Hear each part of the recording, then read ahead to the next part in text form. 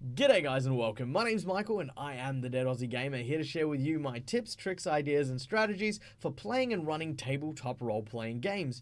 Now today we're going to be discussing a rather controversial GM tactic called plot armor.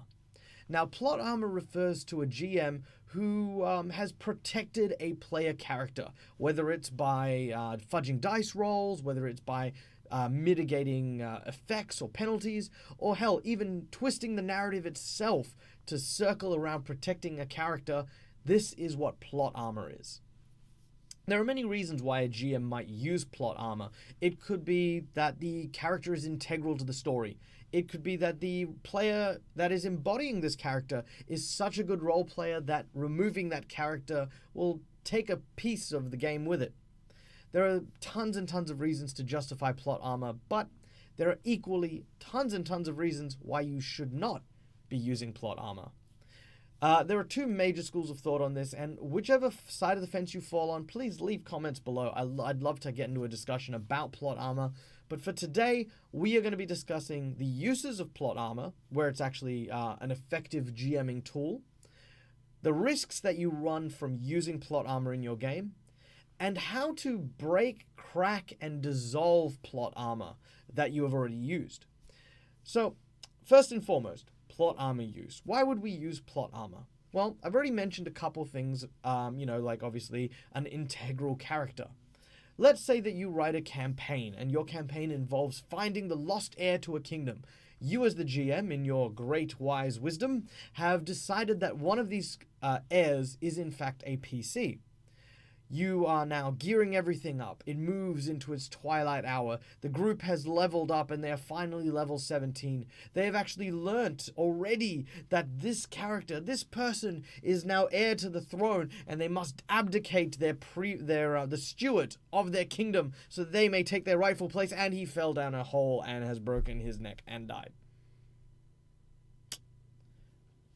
Well, whether or not you intended that to happen, if you play the dice as they lie, then technically that is your group failure. That is a wipe. That is now there is no heir to the throne. This person is dead. I mean, we could do a resurrection scroll thing, but, this is kind of the thing that you want to remove in terms of the plot armor. The plot armor is a way to sort of make sure that stuff like that doesn't happen, and it maintains the integrity of your narrative.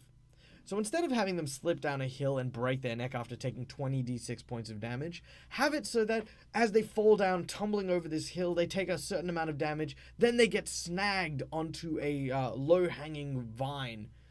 They dangle precariously over the remainder of the drop, and the group must now rally together to try and save them. Oh, save this person. This is plot armor. This person hasn't died and has been saved because the narrative allowed it. But at the same time, you haven't just, wiped clean any kind of threat or damage to the individual. So this is probably the best example of using plot armor to maintain integrity. It's something that is almost invisible to your story because it almost reads as if it's part of the story. The second is immersive characters, immersive players. Now, I as a role player am very, very aware that I have plot armor for some of my characters. Many of the games that I'm in, I end up as either the sole remaining character who began the adventure, or I was a character whom everyone seems to get along with, all the NPCs, all the PCs. When you create characters like this, whether or not the GM intends to, the GM tends to go easy on this character. Not because they think they can't handle a little bit more assertiveness or a little bit more danger, but because they don't want to see the character come to harm. They don't want to see that character perish. So there's a lot more leniencies taken in. Plot armor in this case is in the hands of the individual player running that character. The better you are at getting into the game and making someone who is enjoyable and really engages the story, the NPCs, the other PCs, and helps boost everything about the game up, that armor gets super tough. And eventually you just get to a point where your GM isn't willing to kill your character off. It's very manipulative in terms of you being a player and trying to actively try to do that. So don't get into a mindset that your GM owes you plot armor if you put in that effort. Put in the effort and it can't hurt your chances. That's what I always say for immersive plot armor. Next up is the tone. Now remember that as a GM, you are responsible for setting the tone of your campaign. You are the arbiter of the rules, and if plot armor means that no one dies in your campaign because you want a high fantasy adventure where no one dies, everyone is the hero, there's no tragic, deep, dark fantasy kind of realism that sort of seeps into your adventure, then that's what you write. Use plot armor to set the tone for your game. And I mean, if you want to be open with it, be open with it. Tell your players that are like really hardcore, listen guys, you have plot armor. You won't die, but you'll lose limbs. You'll maybe lose weapons or armor and equipment. We will penalize death in a different way, but plot armor exists. There's nothing wrong with that. That's a perfectly adequate way to play. There are certain games, I believe, like, don't quote me on this because I haven't read all the rules on it, but the Kids on Bikes game involves playing children characters, and I believe that there are rules that say that the children characters should not be killed at any point in that adventure. That is effectively read as written plot armor. So, bear that in mind when you think about setting the right tone. Lastly is the joy, right? Remember that plot armor is something that is given, not taken. You want to make sure that you bring joy to your players, to the GM, and by doing that, you'll be less likely to find yourself on the raw end of just bad dice rolls. I know for a fact that if a player comes in and, they have snacks, they're always really friendly, they get everyone into character, they help me micromanage stuff in the background of the games by, sorting out shopping and things like that, I do not want to kill that person's character. It's not that I set out to say, oh, I'll never attack him or I'll never kill that person. It's just that in my mind, I keep thinking, I want to reward this character. I want to reward this character because the player in charge of it is such a great person and is an absolute joy to have at my table. So that's how plot armor works. Now, there are a couple of risks that come with these uses, and these risks are very devastating if they kind of rear their ugly head. The first risk that you have when you run with plot armor is that you lose that illusion of danger. If your players at any point figure out that they are in fact perfectly safe and immune to harm, that will negatively impact everything that happens. Now, I've played reckless characters before, and I've known that I've had plot armor to protect me. For me, that doesn't stop me from doing the reckless things because I don't expect that plot armor to protect me. If my characters die from a reckless action, then so be it. But there are people out there who take those reckless actions and then get angry and upset if the plot armor doesn't protect them. Risk is there in the game to help A, set a challenge and set a pace for your game, B, to make sure that you feel like a sense of reward is earned from your trials and tribulations, and C, to make sure that your players stay where they need to be within the game, that they don't overreach or overstretch themselves based on the type of difficulty that they're facing. Now, if they have the knowledge of plot armor, that illusion of risk is gone, and those three things go out the window. Your players start taking wild and insane risks. They go up to the king and they knock off his crown because, well, what are you going to do? We're the heroes here. Yeah, you can execute us. Big deal. It's a nasty one to do, but, if you do find yourself in that scenario, I always recommend one simple thing. Your character can get arrested. Your character's alive, sure, we haven't killed them because of plot armor, but your character goes to jail. Until you get this person out of jail, you need to play a brand new character and work with that through the story. Your players will not like that idea, will not like that notion, and will hopefully view that new stimulus as a risk and continue playing the adventure fine. The second big risk for plot armor is jealousy. Now, jealousy is a nasty thing because there is some situations where you might find yourself obliged as a GM to insert plot armor. None so more have I heard than a person bringing their partner to a game. If you are the GM and your spouse is a player at the table, more often than not, the first thing you'll get accused of is you are protecting this person, you are favoring this person. This is a whole thing that's happening. It's something that's going to happen whether or not you do that or not. And whether or not you intend to, any plot armor that is used on them is going to stand out twice as hard as if you'd used it on anyone else. If you, let's say you have a group of 4 and one of them is your spouse. You have someone who isn't your spouse suddenly escape from rats that are trying to eat him through a trapdoor. He falls through the trapdoor and finds himself in a lost library. Everyone goes, ooh, that's awesome, that's cool, oh yeah, that's really, really wicked, that's awesome. As soon as you do that with your spouse, people will turn around and say, oh, was there really a dungeon? Was there really a library there? Or are you just skipping through this? I don't know. I think maybe you might be favoring this person. So on and so forth. If you have ever met my partner, you know that there is no love lost between us when we GM. As soon as we sit down as a GM or as a player, it's fair game. And I am definitely sure she would kill my characters if I gave her the opportunity. I don't give her the opportunity. Won't give her the satisfaction. All right. So anyway, jealousy. That's another very, very big play. Now, with those two major risks in mind, I want to point out at this stage that those players or those GMs who believe that plot armor shouldn't exist, they violently hate plot armor. It's one of the biggest taboos because there is no measure of it. There is no tangible system by which to apply or utilize or even exploit plot armor. So naturally, it's as a foreign thing, it becomes very, very, I suppose, frowned upon.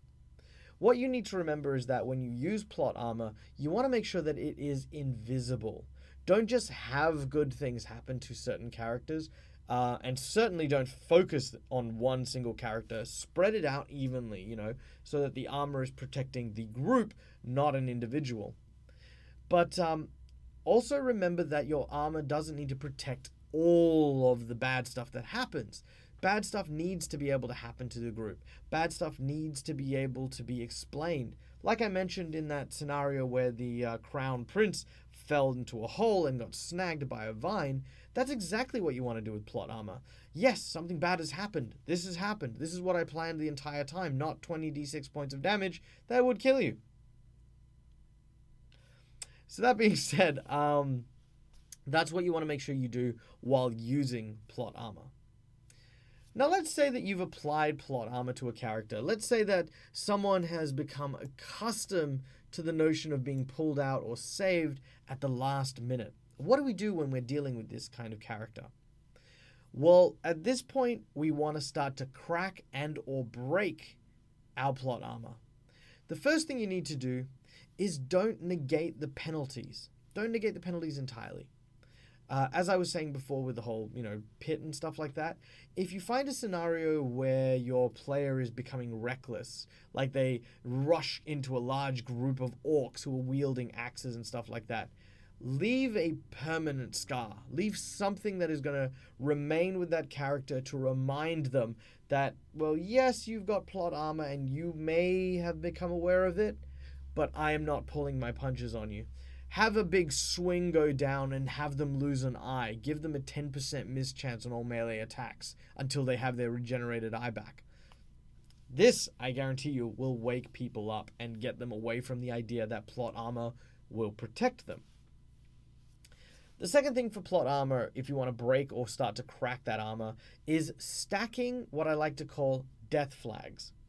Now, death flags are a narrative construct where something has occurred that signals the start of this person's swan song. The person is about to die. This could be something like, I'm 2 days from retirement. This could be about discussing long-term plans about what you wish to do once the adventure concludes. All of these things and more are what we call death flags. And every time I need to use plot armor to protect someone, I also, at the same time, raise a death flag. Once I have 3 death flags, I have built up enough of a narrative to kill that character. And generally, I will, because, again, plot armor shouldn't be something that just protects them indefinitely. The last thing that I use plot armor for, like when I want to crack it or when I want to break it, is if you get to that point where you've raised too many death flags and I need to kill you, I will just as likely design an entire encounter where there is next to no chance of that character surviving. This is my dramatic death moment. This is the cinematic part of the adventure where everything has come to a head and that character he's gone. It helps that I kind of think that the character is technically dead already. Like I saved this one particular individual from a fireball that did like, I want to say like 50, 60 points of damage and brought them to like negative 20. This guy was dead. He was gone. Instead, I basically had quite literally, and I'm not even joking about this, I had a phoenix fly into the scene, eat the flames, and he survived. At this point, the phoenix was kind of like I suppose an omen, I guess. It's at least how I played it. And later on in the adventure, the group came across these knights that had the symbol of the phoenix in it. Lo and behold, they got into another battle, and they watched a member of the Phoenix Order perish. Again, this character's plot armor came into play at some point or another. The plot armor, by the way, was there because I want to say he was brand new to the game. He was like a fresh-faced player, and this was like maybe his second or third game. So I wasn't really willing to kill him at this point. The third time, it was okay, he's died technically 3 times. I need to write the swan song. So the third time it happened, they were, I think, climbing over this big ledge. He would have slipped, but as he slipped, once again, he kind of got this like burst of flames that he jetted out at his feet and caused him to fly back upwards and grab onto the ledge. So at this point, I now built up enough cracks and enough holes in that plot armor, and I did so in enough ways to make that theme happen so that my character, this character who he was able to be targeted by a specific narrative designed to kill him. In this case, it was a member of a sort of a monster hunting group that realized that he had a phoenix's heart implanted into his chest when he was a baby. So they basically came after him, and sure enough, they killed him. Murdered him, tore out his heart, put it in a vial, and kept it. Everyone was panicking. Everyone was like, oh, he'll be fine. I'm sure he will. I mean, you heard them that he's got a phoenix heart. He was dead as a doornail, and did not get up. And it was great. Everyone loved that adventure. Everyone thought it was great.